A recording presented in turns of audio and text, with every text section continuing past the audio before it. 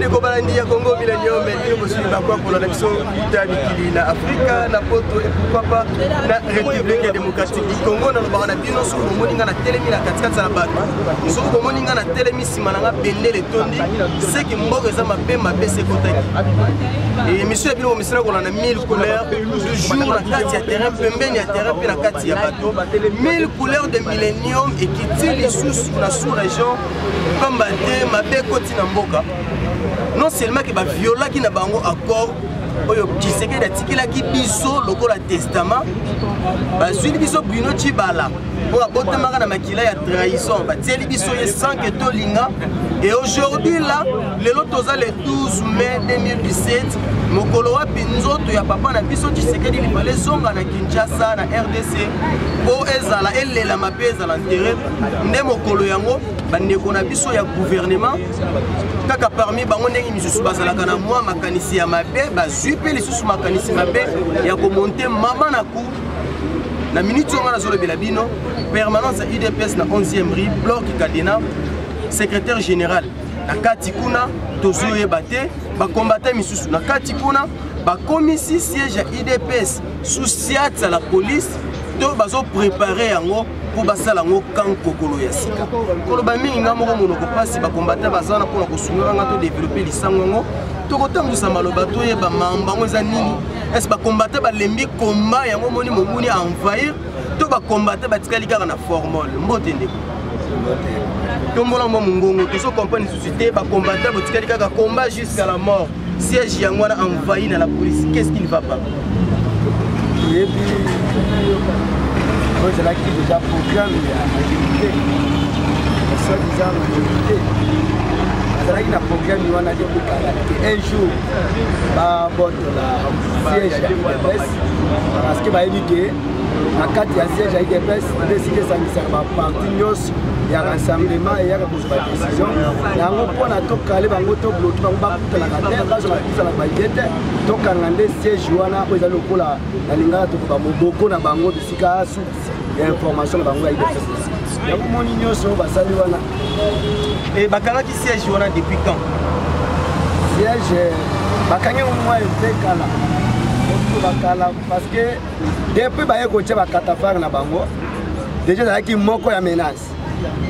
les agriculteurs combattants déjà basivika ike non faut katafar les libanda na elo mais bakati ke balbaki non motika bango comme les menaces motika bango totala idée na bango ndé bazia et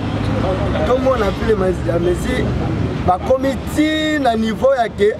ba côté na permanence ba policier ba lati teni ba côté na permanence ko binisi ba kiti ya permanence ba fandeli yango donc tala niveau de tension ma bé ba il a su par force par force donc ba binisi d'abord ba tunyos ba yibi ba mbongo ba mama ba tekaka ba yibi ba mbongo ba de kuna biso ba wewa ba su ba moto ya bato donc na niveau ya qui imbécile ya niveau donc la police a pillé siège à UDPS la police a pillé ba bibi pena ba kulu na penza ba kulu na kontrole mais biso toti ko apprendre karaté que ba combattant UDPS ba utaki ko tumba ba shaba de la police na jefa na la police pona question oyo lobi ya ba combattant UDPS bagende ko tumba non combattant UDPS bagende ko tumba jefa na ça jefa et ça ba jeune bango moko pouvoir en place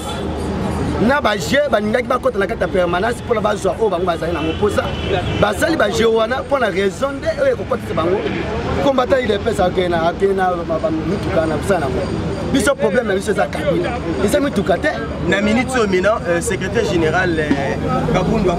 azawa pipi position les ndenge ni toujours ba soutenir merci pour la secrétaire ba jouer en otage na kati ya parti na kati ya siège ya parti à partir ya lobby siège ya yeko kota l'air à côté alinga bima asiko songa ba combattant alinga bima ba mona mbala moko ba policier ba kangeli porte bakangeli na kati oyo ko bimate yo zala kaka wana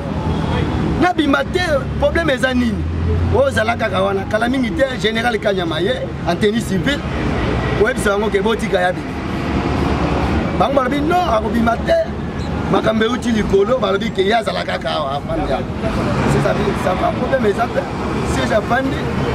kala mingi te to ka so c'est abima ok zala ki plan na bango Ce qui siège à Bimi, Batia Kadena la Kata siège. Siège comme ça, comprendre déjà idée na bangwana à Bimi allez, article là la Kata. Maintenant, tout ça est battu, tout ça le 12 mai, Ndemo Kolora, Pessinga qui rapatriement, il y a encore il y a président du Tshisekedi et ça les mal. Les longs de Falasonga, na RDC na Kinshasa pour aller la mapper à Sala intégrer na Mipéria. Programme où est commun à niveau ni pays suite et commune d'Engeni. Oui, pour le programme comme les Alipoya, parce que le gouvernement, tout ça, il y a voyou, pour les quand même Bakuluna. Pour les gens qui se quittent, il y a les lots les tous. Mais pour moi, il surtout, Bandeko, Kabila, les policiers à Kabila, Bazosala, quand ils se quittent, moi, il y a peut-être ce que tu as dit, la Kimia, et c'est il y a tout la Kimia. Mais après qu'il bat l'Olengio, tout le temps, on a bango, pour battre, la moto Kimia, on va se quitter, la bataille, on va rapporter. Balobi makambango za mbilinga mbilinga tomoni pe papa na biso azo yawa papa kusana papa papa kusana viva. Oui. Papa nanga tomoni yo pe parmi les combattants, tous les combattants ba tomboki balobi trop c'est trop makambo gouvernement zo sala toza nango sous d'accord te. Comment na lolenge nini bakangi siège à parti secrétaire général nakati prise en otage et zo lobela oni ni attaque combattant à makasi. Eza kolobela que voir azali provoquer que makila itanga atiango na mutu ya IDPS mais biso tukufi tukubanga kukola lisusu te tukufi tukubanga kukola lisusu te tukula bakangili secrétaire général bancercler le siège ils allaient déjà attaquer oyo communauté nationale aza kumona na internationale. Il faut toper sa bango itomatom ba libérer siège na biso au cas où ba ko libérer te ba ko sir sa biso nyonso. Mais bango baza ko accuser ba combattant ba tumbi bashi à la police na jefa na la police. Ba pesa biso preuve ya combattant oyo bakangi akutumba siège pendant que biso tozalaka kuna la journée mutu bango nde bazali baza plus de 100 armés combattant na munduki te combattant na mbeli te na eloko moko te atumbi yango na nini bango combattant oyo bakangi baza kutumba bazali wapi. Maintenant nini yo koyebisa peuple congolais oyo baza à travers le monde oyo bakomi ko perdre espoir ba espérer qu'il est là papa koya kuna mapa yete bakoki ko perdre espoir te yo soit des tentation mais IDPS ça ko perdre espoir te IDPS ça azali et puis papa akoro na ye kundama na mboko oyo abotama oyo akufeli oyo amoneli pasi pendant toute sa vie. Alors akoki kundama ailleurs te pe mutu moko azali kula ye na mboko oyo azate. C'est l'héros national c'est Tshisekedi. Merci papa Petal Simbela nae bato baza ebele combattant pusana ba combattant bazala kiwana ba ko talisa pe maloba mbote combattant mbote papa journaliste pusana mokebo e bisa biso e zolo bela onini lelo le 12 mai papa il fallait Korea papa Korea quoi ezo stala ngama wa mingi na motema et puis nazo mwana soni pona peuple congolais na makambo ba dirigeant mboko bazala ngo mikolo yo bazo sala en tout cas ezo pesa ko makasi na esengute pona kolobela batu que toza peuple souverain ou toza mboka moko ezana bato abwanya o bako kosunga mboka parce que comme na mutuneti Tshisekedi wa Mulumba Etienne muto bundeni mboka pendant toute sa vie bakoko empêcher tina enterrement ya corps na vraiment ezo sala soni mingi elingi et donc yo senga te batu mususu bayeba na niveau tozali la diplomatie politique ya bato bazo gouverner mboka siko yo sala soni mingi vraiment pona ngana le lifo na lingi te biloko na ça. Est-ce que vous avez quelque part eza soni parce que quand la Bruno Tshibala à la tête ya gouvernement ou azali moano ya botami pe akoli na IDPS mais Bruno Tshibala azolo de l'autre côté pendant que bazo tumbanda ko ya yemo.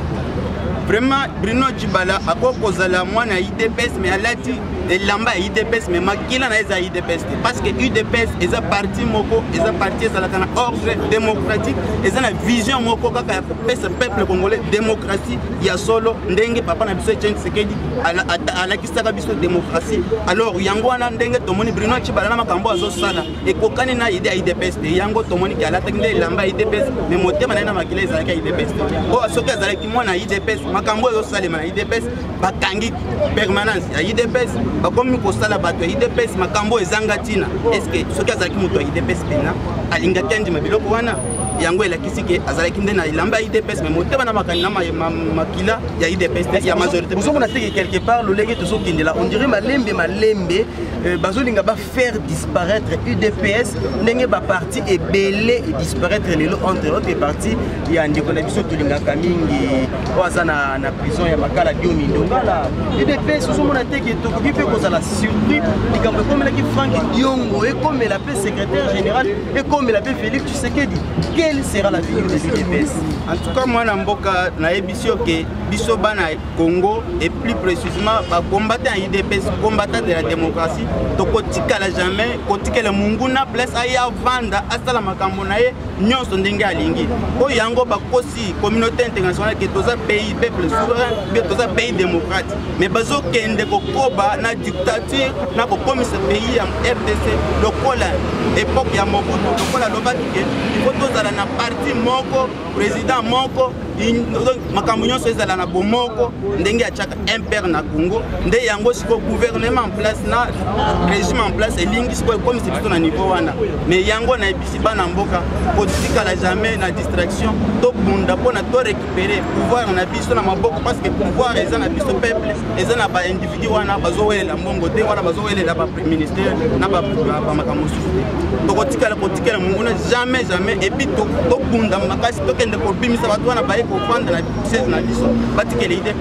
la solution ni combattre bazozwa lokola secrétaire général asa prise en otage na kati siège à parti bakangelie et puis bandeko ba combattre baza kuna sort na bango za nini bazolia ndenge nini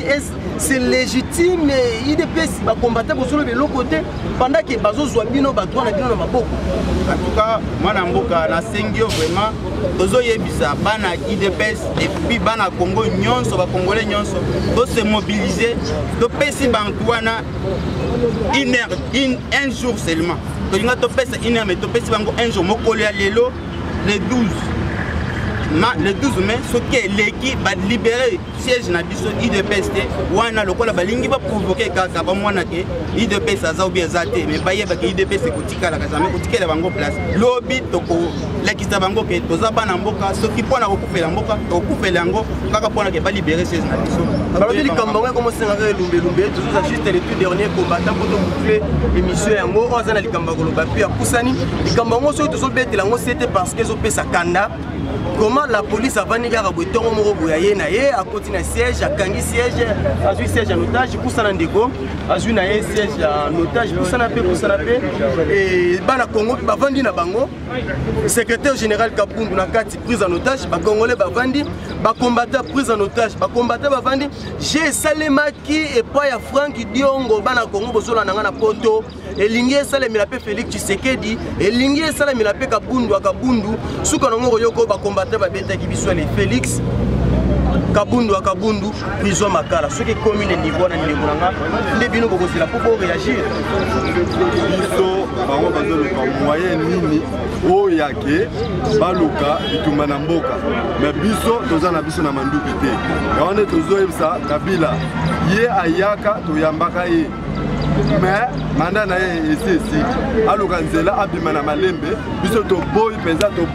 toboyi manda esi akende na malembe awa sikoyo bato ba entouré kuna ba combattant bozolo banini boto la secrétaire général la bino prise en otage bandekono ba combattant prise en otage mais c'est comme si vous ne réagissez pas vous avez peur ya ko poussa na ko réclamer toi na bino to nika te to pesiye 48 heures